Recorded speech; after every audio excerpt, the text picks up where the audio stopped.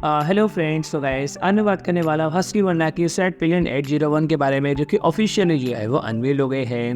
And friend इसके अंदर हमें सिमिलर डिज़ाइन जो कि हमें स्वार्टपिलन 401 एंड 801 के अंदर देखने को मिलती है, उसके जैसी हमें डिज़ाइन, जिसके अंदर हमें राउंड एलईडी हेडलैम्प सेटअप जो कि हमें LED DRL रिंग साइज़ के अंदर, एंड साथ ही में हमें single piece tubular handle bar, base plate and upswept exhaust भी जो है हमें देखने को मिलेगा। एंड जो इंजन ऑप्शन है जो कि हमें KTM 790 का ही जो हमें देखने को मिलने वाला है। एंड फ्रेंड्स के अंदर हमें same tubular chassis, adjustable USD front forks, and साथ ही में हमें riding mode, traction control, ABS and supermoto settings. And इसके अंदर में TFT जो कि हमें स्मार्टफोन कनेक्टिविटी के साथ, एंड इसके अंदर हमें क्रूज कंट्रोल जैसे फीचर्स भी जो है हमें देखने को मिलेंगे।